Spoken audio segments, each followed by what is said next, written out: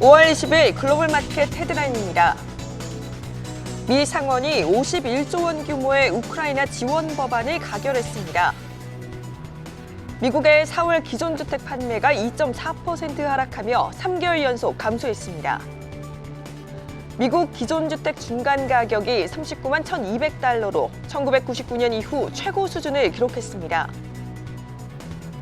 미국의 4월 경기 선행지수가 전월비 0.3% 하락하며 예상치를 하회했습니다. 미국의 주간 실업보험 청구 건수가 21만 8천 명으로 집계되며 예상치를 웃돌았습니다. 미국 휘발유 가격이 갤런당 4.59달러로 기록하며 역대 최고치를 경신했습니다. 바이든 대통령은 스웨덴과 핀란드가 나토 가입 요건을 모두 충족했다고 밝혔습니다. 테슬라 3대 주주는 테슬라가 150억 달러 규모의 자사주 매입에 나서야 한다고 밝혔습니다.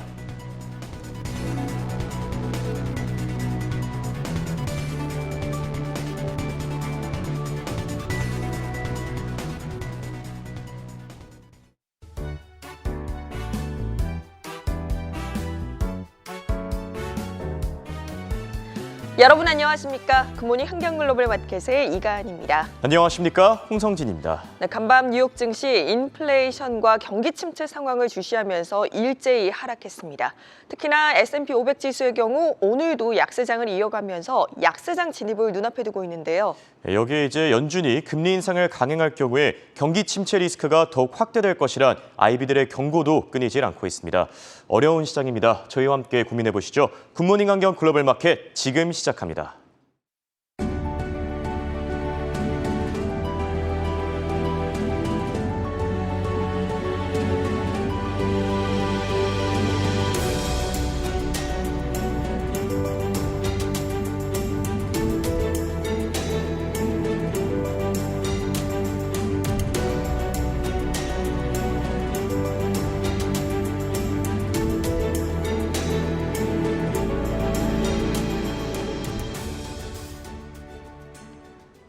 장중 높은 변동성을 보이던 뉴욕 증시 결국 3대 지수 모두 하락세로 마감을 했습니다. 다우지수가 0.75% 내림세를 기록을 했고요. 장내내 등락을 보이던 S&P 500 지수와 나스닥 지수 역시 각각 0.58%, 0.26% 하락세로 마감을 했습니다.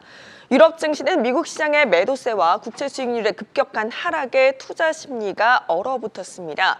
프랑스 깍그 지수가 1.26% 큰 폭으로 떨어지면서 6,272선에서 그리고 독일 닥스 지수 역시 0.9% 하락하며 마감을 했는데요. 금리 인상, 에너지 가격 급등, 중국의 봉쇄 정책의 전쟁 와중에도 소매업체들의 실적 하향 조정이 소비 회복에 대한 우려를 가중했다라는 평가입니다. 아시아 시장도 전반적으로 모두 침체된 모습이었죠. 고물가와 경기 침체 우려로 미국 증시가 폭락하면서 코스피가 1.28% 하락하면서 2,600선 아래로 내려갔고요. 코스닥 지수 역시 0.89% 내림세를 기록을 했습니다. 반면에 중국 증시 대출 우대금리 LPR 발표를 앞두고 나홀로 상승 흐름을 이어갔습니다. 장 초반엔 미국 증시의 영향을 받으면서 하락을 했지만 당국의 경기 부양 기대감으로 상승 전환했는데요. 상해 종합지수 0.36% 오름세로 장을 마쳤습니다. 이런 가운데 텐센트가 상장 이후 최악의 실적을 기록하면서 중국 기술주가 대거 상장해 있는 홍콩 항생지수 2.54% 낙폭을 키우면서 2120선까지 떨어졌습니다. 마지막으로 일본 증시 살펴보시죠. 4거래 연속 상승세를 이어가던 니케이 지수도 하락 전환을 했습니다. 장 후반 들어서 낙폭을 다소 줄이면서 1.89% 내림세를 기록했습니다. 이 같은 시장의 공포 속에 초안전자산으로 꼽히는 미국 국채 가격이 뛰고 있습니다. 즉 국채 금리가 하락하고 있는 건데요. 장기 시장 금리의 벤치마크죠. 10년물 국채 수익률이 장중에는 2.77%대까지 떨어지기도 했는데요. 오늘 2.85% 기록을 했고요. 2년물 역시 오늘 하락하면서 2.62%대에서 거래를 보였습니다. 더 자세한 시장 상황 미래에셋증권 미디어 콘텐츠 본부 서상영 본부장과 함께합니다. 안녕하십니까? 네, 안녕하십니까? 예, 전일만큼은 아니지만 변동성 있는 장세를 보이던 오늘 뉴욕 증시 결국에 하락 마감을 했습니다. 시장 흐름 어떻게 보셨습니까? 일단 미국 증시는 경제지표 부진과 개별 기업 실적 발표로 전일 급락의 원인인 경기 침체 우려가 지속된 가운데 하락 출발을 했습니다. 그렇지만 하락에 따른 과매도 심리 또한 여전히 이어지면서 기술주 중심으로 상승 전환하는 등 장중 변동성이 확대되었고요. 특히 우크라이나 사태 해결 기대 심리도 긍정적인 영향을 주면서 투자 심리 완화가 좀 지속되면서 상승하기도 했었습니다. 다만 이제 옵션 만기를 앞두고 변동성 확대가 지속돼 개별 종목 장세가 지속되면서 결국은 소폭 하락 마감을 했습니다. 네, 미국 내 상황뿐만 아니라 중국과 또 러시아, 우크라이나 사태가 또 영향을 미친 것 같습니다. 관련한 소식도 전해주시죠. 일단 네트워크 장비 회사인 시스코 시스템즈가 예상보다 낮은 수익과 향후 전망을 하향 조정하자 급락을 했습니다. 특히 중국 경제 봉쇄가 결국은 공급망에 영향을 미치면서 향후 전망 하향 조정으로 이어지자 애플 같은 중국 내 공장 활동 중단에 영향을 받아왔던 종목들의 하락을 부추겼고요. 한편 전일 상하이시는 기자회견을 통해서 5월 들어 한국 물동량이 정상 시기에 90%를 회복했다고 발표하는 등 정상화가 진행되고 있어서 공급망 불안 요인을 일부 완화시켰습니다. 여기에 우크라이나 관련해서 미국과 러시아의 합참 의장 등이 전화통화를 했다는 소식이 전해지는 등 사태 해결을 위한 소통이 진행되고 있어서 관련 이슈가 점차 완화될 수 있다는 기대 또한 유입되었습니다. 실제 오늘 미증시에서 로키드마트 같은 방위업종은 하락을 했고 부킹닷컴 같은 여행주가 강세를 좀 보인 점이 특징입니다. 결국 시스코 시스템즈로 인한 재부각된 우크라이나 사태와 중국 경제 봉쇄 이슈가 실은 완화되고 있고 이에 증시 주변 여건은 점차 개선돼 투자 심리에 긍정적인 영향을 줬습니다. 그럼에도 불구하고 여전히 높은 인플레이션과 공급망 불안 해소까지는 시간이 걸릴 것이라는 점을 감안해서 투자 심리가 크게 개선되지 못해서 옵션 만기일을 앞두고 장중 변동성은 확대되면서 하락 마감을 한 것으로 추정되고 있습니다. 지금까지 미래에셋증권 서상영 본부장이었습니다. 고맙습니다. 네, 감사합니다. 이어서 오늘장 특징주들 전가은 캐스터와 확인해 보시죠.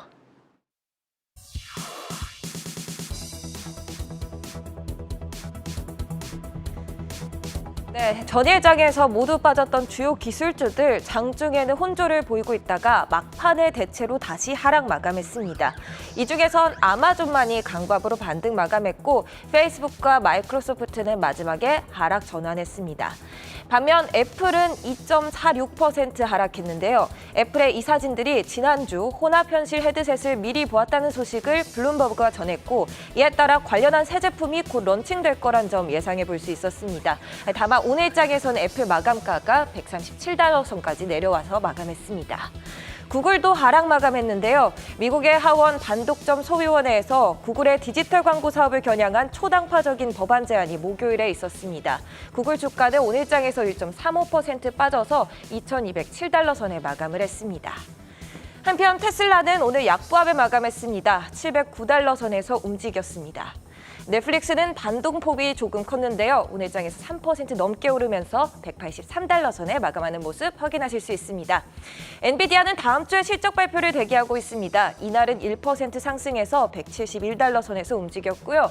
반도체 위주의 속스 ETF가 이날장에서 0.6% 빠지면서 397달러 선에 마감했습니다. 또한 이 기술주 위주의 QQQ ETF는 0.5% 내리면서 289달러 선에 장을 마쳤습니다. 그렇다면 개별 종목들의 상황도 살펴보겠습니다. 우선 시스코 시스템스입니다. 시스코 시스템스는 러시아와 우크라이나 상황 그리고 중국발 봉쇄 등으로 판매에 영향을 받은 것으로 보입니다. 시스코는 연간 전망을 낮추면서 프리마켓에서부터 10% 내려서 시작을 했고요. 마감 때에도 13%까지 그 하락폭을 키웠습니다. 관련하여 네트워킹 부문의 라이벌 브로드컴도 살펴보시겠습니다. 이날장에서 4% 주가가 빠지면서 546달러 선에 마감했습니다. 할리데이비스는 회사가 대부분의 차 조립과 배송을 2주간 멈추겠다고 밝히면서 주가가 9% 떨어졌습니다. 부품 공급원과 관련하여 문제가 생긴 건데요. 라이브 와이어 사업 부문만 정상 운영된다고 합니다. 현재가는 32달러 43센트에 있습니다. 소매주에 속하는 화장품 회사 콜스는 실적이 예상에 크게 하회했고 수익과 판매 관련한 연간 전망을 낮췄습니다. 콜스는 몇 주 안에 잠재적인 구매자로부터 입찰을 받을 것이라고 밝혔습니다. 이날장에서 주가는 4% 올라서 45달러 선에 마감했습니다. 다음 종목도 살펴보시겠습니다. 언더아머의 CEO 패트릭 프리스크가 6월 1일에 사임한다는 발표 이후 이날장에서 주가가 11% 이상 내렸습니다. 또한 해당 소식에 모간 스탠리가 언더아머의 투자 의견을 비중 확대해서 동일 비중 수준으로 하향 조정하기도 했습니다. 마감가 $9.28 선입니다. 타겟은 실적 발표 이후 주가가 계속 미끄러지고 있습니다. 어제장에서 25% 하락에 이어서 오늘도 5% 미끄러졌는데요. 스티플에서는 타겟에 대해 매수해서 보유 수준으로 의견을 하향 조정했습니다. 이어서 월마트도 비슷한 흐름 보여주고 있습니다. 이날장에서 2% 빠져서 $119 선에 마감했습니다. 제트블루가 스피릿항공에 제안했던 주당 $30 인수 내용이 거절당했습니다. 스피릿항공은 제트블루와의 계약이 규제적인 문제점을 해결하는 데 도움이 크게 되지 않을 것이라고 본다며 프론티어 그룹과의 합병을 생각하고 있다고 밝혔습니다. 다만 제트블루는 오늘 오히려 3% 상승 마감했고 스피릿항공이 1.7% 하락, 프론티어 그룹은 0.4% 상승 마감했습니다. 이날 장중에 52주 신저가를 터치한 종목들도 다수 발생했는데요. 뱅크 오브 아메리카가 2021년 이후 최악의 수준으로 내려서 $34.25를 터치한 이후 $34.45 선에 마감을 했고요. 인텔 또한 장중에 2017년도 10월 이후 처음 보는 저점인 $41.72를 보여줬습니다. 미증시 특징주 마감 상황 알아봤습니다. 이어서는 원자재 시황 살펴보시겠습니다. 네, 원자재 시장의 동향 확인해보는 시간입니다. 오늘도 국제유가부터 확인해보시죠. 중국이 코로나19 방역 규제를 완화하면서 오늘장 국제유가 3거래일 만에 상승하고 있습니다. WTI는 2% 가까이, 또 브렌트유는 2%대 상승하며 각각 $111선 나타내고 있고요. 반면 미국의 천연가스는 2%가 떨어지고 있습니다. 이번 달 24일부터 28일까지 텍사스와 중부 지역에서는 평균보다 낮은 기온이 예상되지만 남서부 지역에서는 평균 이상의 기온이 예상되면서 지역마다 기상 예측이 엇갈리고 있습니다. 이어서 주요 곡물 가격들 확인해 보겠습니다. 네, 대두 선물부터 확인해 보시죠. 미국 중서부 지역에 비가 내리면서 이미 느렸던 대두의 파종 속도가 앞으로도 느려질 것으로 보입니다. 해당 소식에 오늘장 대두 선물 1.6% 상승으로 마감을 했습니다. 한편 안토니오 구테르 유엔 사무총장은 우크라이나의 곡물 수출을 막는 러시아의 항만 봉쇄를 풀기 위해 러시아와 우크라이나, 터키, 미국 그리고 유럽연합 회원국들과 집중적으로 대화하고 있다고 밝혔습니다. 유엔은 러시아가 우크라이나 항구에 보관된 곡물의 안전한 수출을 보장해야 한다고 전했습니다. 따라서 오늘 밀 가격은 2.3%가 빠졌고요. 옥수수 선물의 경우도 강보합권에서 마감을 한 모습입니다.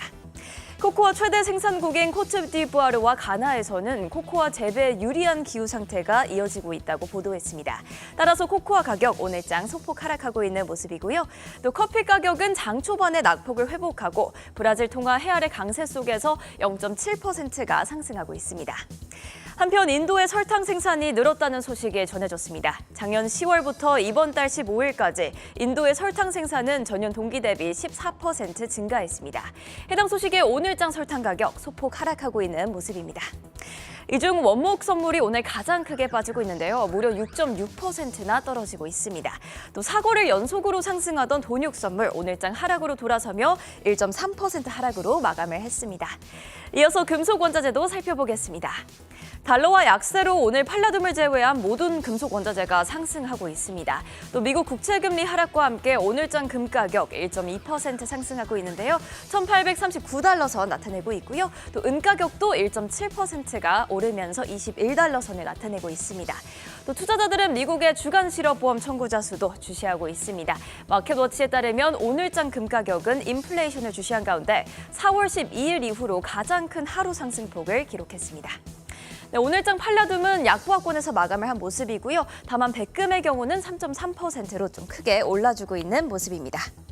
오늘 금속 원자재 가운데 니켈의 상승폭이 가장 눈에 띄었습니다. 무려 7%나 오르고 있는데요. 톤당 $28,000선 나타내고 있습니다.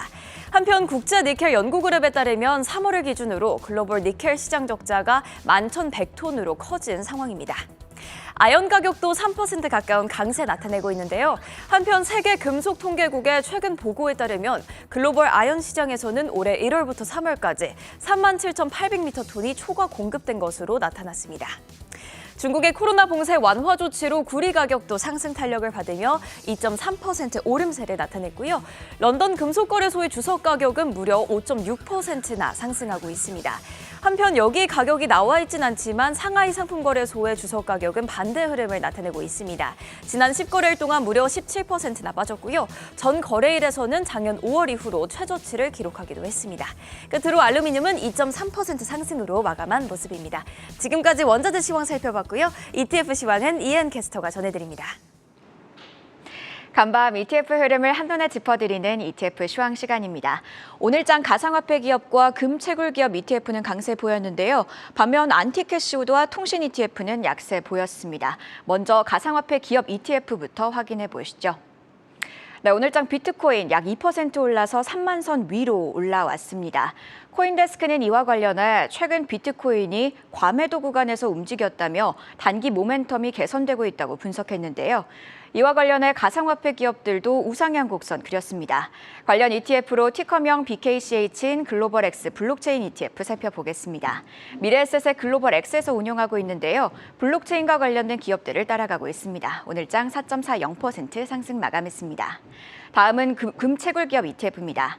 금 가격은 지난 월요일 장중한 때 4개월 만에 최저치 수준까지 밀린 바 있는데요. 오늘장의 경우 1.28% 올라서 1,840달러에서 움직였습니다. 달러와 국채금리가 내리자 이렇게 오르는 모습인데요. 달러의 경우 2주 만에 최저치 수준으로 내려왔습니다. 금 가격 상승은 금채굴 기업에게는 호재인데요. 관련해서 티커명 GDX인 바네크 골드마이너스 ETF 체크해 보겠습니다. 바네크에서 운용하고 있는데요. 글로벌 금강 회사들을 추종하고 있습니다. 5.55% 올랐습니다. 하락한 ETF 살펴보겠습니다. 먼저 안티캐시우드 ETF 확인해 보시죠. 오늘장 캐시우드의 아크이노베이션 ETF는 강세 보였는데요. 4.47% 상승했습니다. 상위 보유 종목들이 강세를 보이자 이렇게 오른 건데요. 구체적으로 텔라도켈스는 약 6%, 줌과 코인베이스는 약 7%씩 올랐습니다. 한편 아크이노베이션을 역으로 추종하는 안티캐시우드 ETF는 내렸는데요. 구체적으로 티커명 SARK인 터틀캐피탈 쇼트 이노베이션 ETF 확인해 보겠습니다. 터틀캐피탈 매니지먼트에서 운용하고 있는데요. 4.39% 밀렸습니다. 이번에는 통신 ETF 살펴보시죠. 통신 장비 기업인 시스코 시스템스는 오늘장 실적을 발표했는데요. 예상을 밑도는 매출을 기록하자 13% 밀렸습니다. 시스코 시스템스 외에도 다른 통신 관련 기업들도 전반적으로 약세 보였는데요. 관련해서 티커명 IYZ인 아이셔스 US 텔레커뮤니케이션 ETF 확인해 보시죠. 블랙록에서 운용하고 있는데요. 미국 통신 관련 기업들을 추종하고 있습니다. 상위 보유 종목으로 앞서 언급한 시스코 시스템스를 비롯해 버라이즌, AT&T 등 대표 통신주를 보유하고 있습니다. 오늘장 2.34% 하락 마감했습니다. 지금까지 ETF 시황이었는데요. 이어서 오늘장 실적을 발표한 기업들의 실적 발표 내용도 확인해 보겠습니다.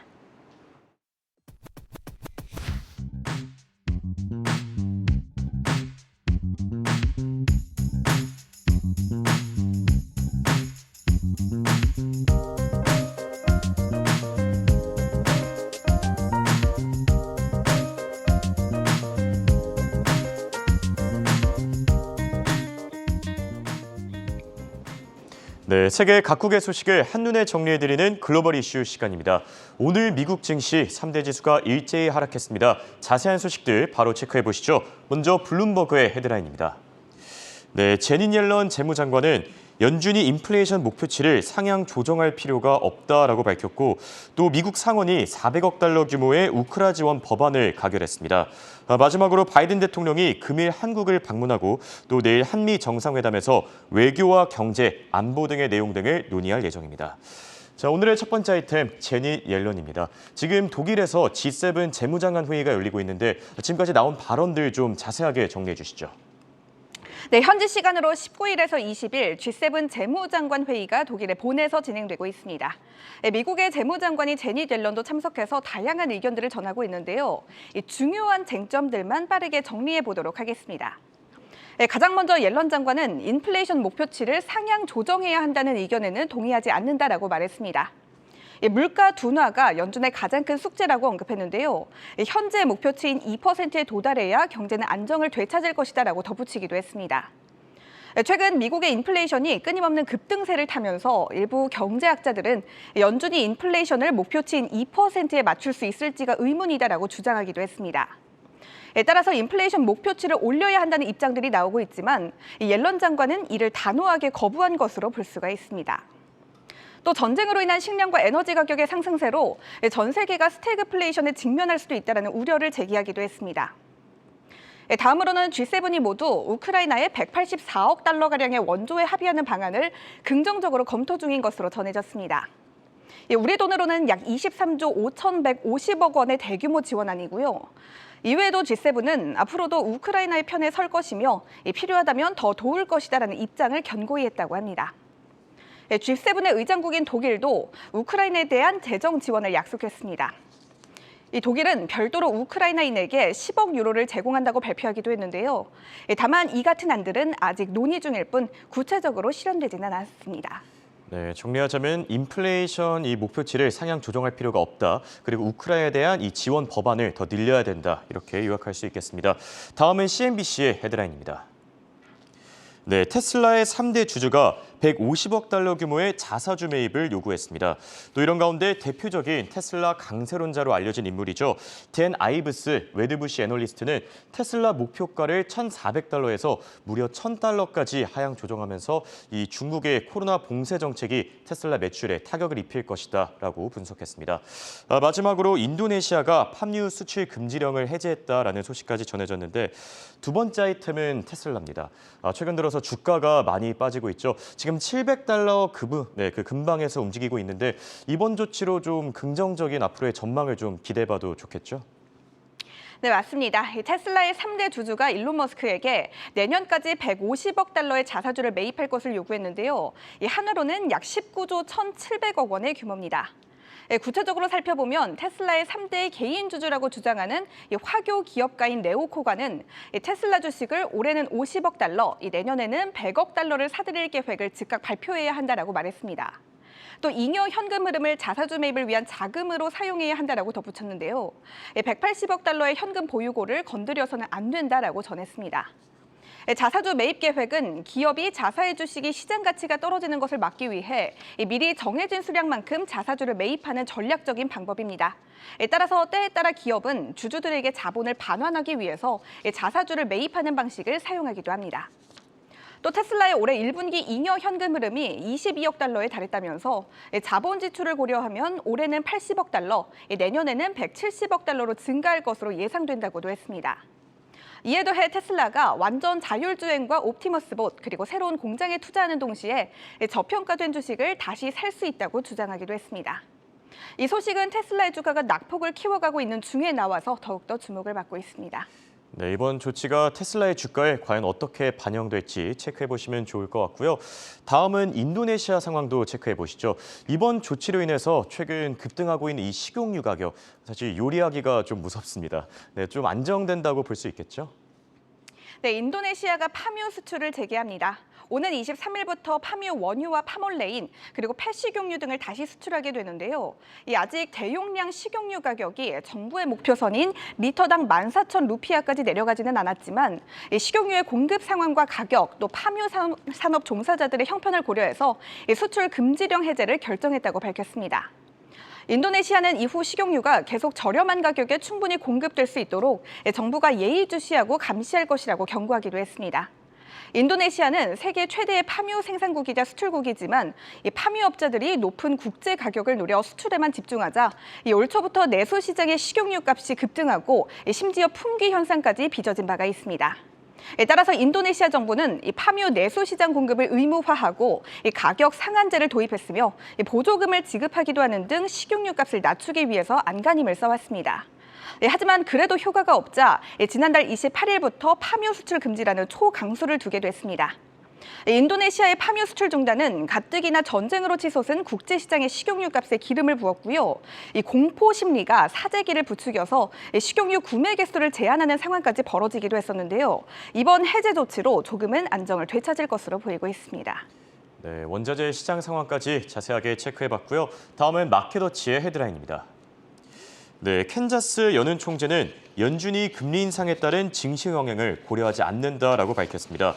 또 글로벌 IB 가운데 구겐하임은 나스닥이 고점 대비 무려 75% 수직 낙하할 수 있다. 좀 무서운 경고를 내놨는데 구겐하임에 따르면 이제 연준이 지금 증시 하락에 이미 익숙해졌다. 그리고 앞으로 공격적인 금리 인상을 강행할 만큼 이렇게 75%까지 빠질 수 있다라고 경고했습니다. 마지막으로 미국의 주간 실업보험 청구 건수가 공개됐습니다. 21만 8천 명으로 집계되면서 예상치를 웃돌았는데요.